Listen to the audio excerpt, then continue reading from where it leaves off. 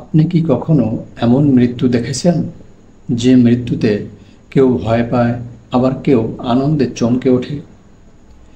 একই মৃত্যু, যে মৃত্যুকে দেখেই জান্নাতবাসী শঙ্কায় কেঁপে ওঠে আর জাহান্নামবাসীরা চোখে আনন্দের আলো নিয়ে তাকায়। একই মৃত্যু, যাকে সিরাতের উপর জবাই করা হয়। একই মৃত্যু, যার পরে আর কোনো মৃত্যু নেই, শুধু আছে চিরকালীন থাকা, চিরস্থায়ী আত্মার ঠিকানা। প্রিয় দরদি আমার, আজকের আলোচনা সেই রহস্যময় হাদিস নিয়ে, যা শুধু মৃত্যুর কথা নয়, মরার আগে কিভাবে মৃত্যুবরণ করা যায়, আত্মাকে কিভাবে মুক্তি দেওয়া যায়, সেই চরম আধ্যাত্মিক নির্দেশনা। আজ আমরা জানব, জান্নাত এবং জাহান্নাম কি আসলেই শেষ গন্তব্য, নাকি এগুলো শুধু এক একটি ধাপ, আর কিভাবে আত্মা এগোয় লামুকাম মোকামে মাহমুদা নামের এক চিরস্থায়ী ঠিকানার দিকে। চলুন মৃত্যুর এই অদেখা দুনিয়ায় প্রবেশ করি সুনান ইবনে মাজাহ হাদিস 4387 আলোকে, আর খুঁজে ফিরি সেই সত্য যা জানলে আপনি শুধু ভাববেন না, বদলে যাবেন। প্রিয় দরদি আমার, চলুন ভিডিওটি শেয়ার করে সদকায়ে জারিয়ার কাজ করি, এবং যদি নতুন হয়ে থাকি তাহলে চ্যানেলটি সাবস্ক্রাইব করে রাখি। প্রিয় দরদি আমার, আজকে আমরা এই হাদিসের মূল সত্য উদ্ঘাটন করব। হাদিসের প্রতিটি কথার মূল মর্ম এবং এর আধ্যাত্মিক সত্য আমরা আজ উদ্ঘাটন করব। তো চলুন হাদিসটি একবার পুরোপুরি পড়ে নেওয়া যাক, জেনে নেওয়া যাক। এরপর আমরা প্রবেশ করব সেই আধ্যাত্মিক সত্যের রাজ্যে। এই হাদিসে আবু হুরায়রা রাদিয়াল্লাহু তাআলা আনহু বর্ণনা করেন, রাসূলুল্লাহ সাল্লাল্লাহু তাআলা আলাইহি ওয়াসাল্লাম বলেছেন, কিয়ামতের দিনে মৃত্যুকে আনা হবে এবং সিরাতের উপর স্থাপন করা হবে। তারপর বলা হবে, হে জান্নাতবাসীগণ। তারা ভীত সন্ত্রস্ত হয়ে তাকাবে, আশঙ্কা করবে যে তাদের অবস্থান থেকে বের করে দেওয়া হবে। তারপর বলা হবে, হে জাহান্নামবাসীগণ। তারা আনন্দিত হয়ে তাকাবে, আশা করবে যে তাদের অবস্থান থেকে বের করে আনা হবে। তারপর বলা হবে, তোমরা কি জানো এটা কি? তারা বলবে, হ্যাঁ, এটি মৃত্যু। তারপর আদেশ দেওয়া হবে এবং মৃত্যুকে সিরাতের উপর জবাই করা হবে। তারপর উভয় দলকে বলা হবে, তোমরা যেখানে আছো সেখানেই চিরস্থায়ী হবে, আর কখনো মৃত্যু হবে না। আজ আমরা এই হাদিসের প্রতিটা লাইনের সত্য উদ্ঘাটন করব। ইনশাআল্লাহ, চলুন শুরু করা যাক। উক্ত হাদিসের কিয়ামত বলতে প্রত্যেক ব্যক্তির যার যার মৃত্যুকালকে বুঝিয়েছে। জান্নাতি এবং জাহান্নামী ব্যক্তিকে মৃত্যুর পর তাদের সামনে মৃত্যুকে হাজির করা হয়। মৃত্যুকে সিরাতের উপর স্থাপন করা হয়, অর্থাৎ কামনা বাসনা মোহ থেকে মনকে বিরত রেখে ধীর স্থির অচঞ্চল পথে মনকে চালাতে পারলে এবং এই স্থির অচঞ্চল পথে মনকে স্থাপন করতে পারলে মরার আগে কিভাবে মৃত্যুবরণ করা যায় সেটা জানা যায়। অর্থাৎ সরল সোজা ধীর স্থির পথে মনকে স্থাপন করলেই মরার আগে মৃত্যুবরণ করা যায়। এই জ্ঞান দান করা হয়, বোঝানো হয়, তাদেরকে জানানো হয়। মৃত্যু কি এটা সম্পর্কে তাদেরকে বোঝানো হয়, জ্ঞান দান করা হয়। আর এখানে সিরাত বলতে পথ বোঝায়, যে পথ হচ্ছে ধীর স্থির পথ, অচঞ্চলতার পথ, যে পথে মন অস্থির হয় না, স্থির থাকে, চঞ্চল হয় না, অচঞ্চল থাকে। ওই রকম একটি পথের দিক নির্দেশনা দেয়া হয় এবং বলা হয়, এ পথে চললে তোমাদের আর জন্ম মৃত্যুর আবর্তে আসতে হবে না, যে পথে চললে মৃত্যুকে অতিক্রম করা যাবে। যারা জান্নাতি তারা এখনো মুক্তির দেশে যেতে পারে নাই, লামুকামে যেতে পারে নাই। জান্নাতে থাকা অবস্থায় তাদের মৃত্যু হয়। জাহান্নামও স্থায়ী বাসস্থান নয়, জান্নাতও স্থায়ী বাসস্থান নয়।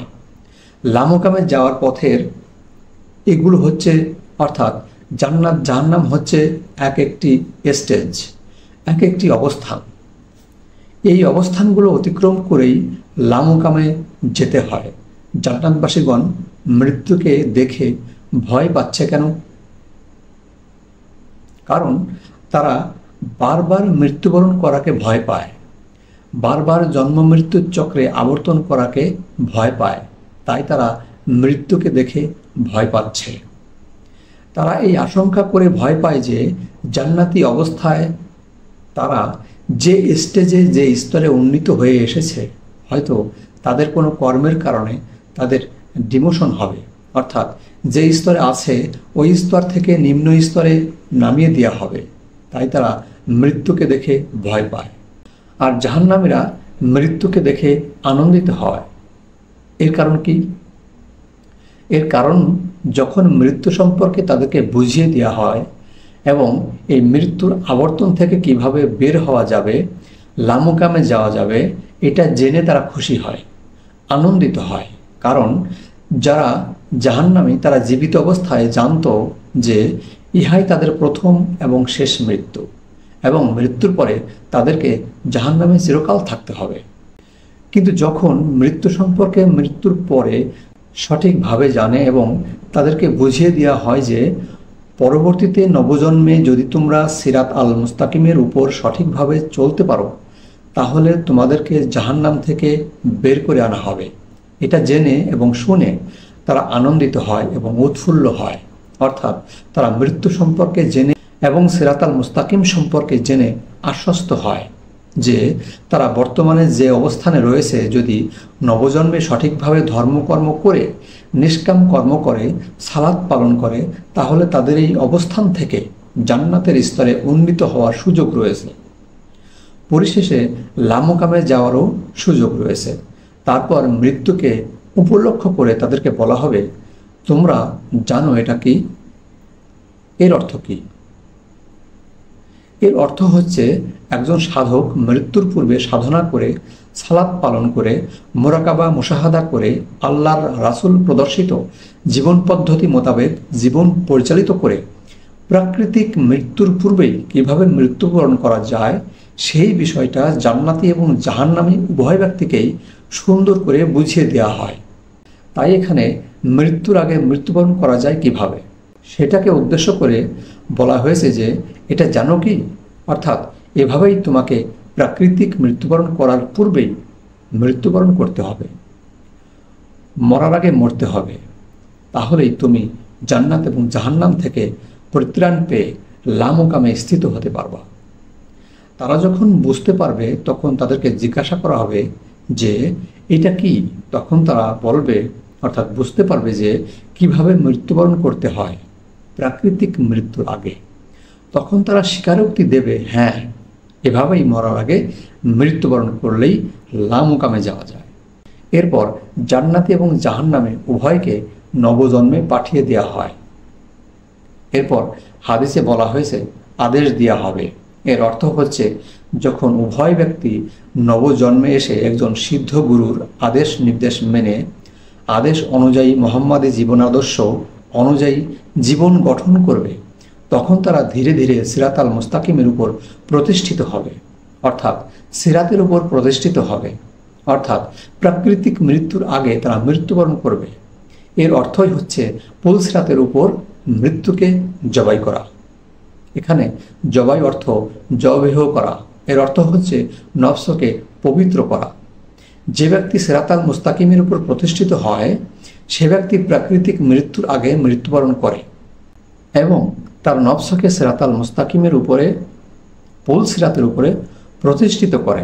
এর মানে হচ্ছে পুল সিরাতের উপরে মৃত্যুকে জবাই করে, মানে প্রাকৃতিক মৃত্যুবরণ করার আগেই সে মৃত্যুবরণ করে। এটাকেই এখানে বোঝানো হয়েছে। যখন এই উভয় দল সিরাত আল মুস্তাকিমের উপরে নিজেকে প্রতিষ্ঠিত করতে পারবে, প্রাকৃতিক মৃত্যুর পূর্বেই মরতে পারবে, পরিশেষে লামকামে উত্তীর্ণ হতে পারবে, তাদের উদ্দেশ্য করেই বলা হয়েছে যে তোমাদের আর মৃত্যু হবে না। তোমরা যেখানে যে অবস্থানে উন্নীত হয়েছ ওই অবস্থানে, ওই স্থানে তোমরা চিরকাল থাকবে। অর্থাৎ লামকামে তারা চিরস্থায়ী থাকবে। ওইখান থেকে আর তাদের জান্নাত জাহান্নামের অর্থাৎ জন্ম মৃত্যুর আবর্তে আর তাদেরকে আসতে হবে না। এই অবস্থায় লামকাম, এই অবস্থায় আত্মার মুক্তি, এই অবস্থায় পুনর্জন্মের চক্র থেকে বের হওয়া, যেখানে আর আসা যাওয়ার কোনো ভয় নেই, নেই কোনো জান্নাত জাহান্নামের দ্বন্দ্ব, নেই কোনো বিভাজন, শুধু শান্তি, শুধু সত্য, শুধু চিরস্থায়ী অস্তিত্ব। প্রিয় দরদি আমার, এই হাদিস যদি অন্তরের চোখ দিয়ে দেখা যায়, তবে এটি শুধু জান্নাত জাহান্নামের বর্ণনা নয়, এটি আত্মা উন্নয়নের একটি রাস্তা। এটি বলে, মরার আগে মরতে শেখো, তবেই পাবে চিরস্থায়ী মুক্তি। এই হাদিস দ্বারা এই বিষয়টাই বুঝিয়েছে। কিন্তু আমরা হাদিসের প্রকৃত মর্ম, আল কোরআনের আয়াতের প্রকৃত মর্ম না জেনে, না বুঝে, আন্দাজি তর্জমা করে, অনুবাদ করে আমরা সাধারণ মানুষকে বিভ্রান্ত করি। আর এই বিভ্রান্তের শিকার সমাজের অনেক লোক।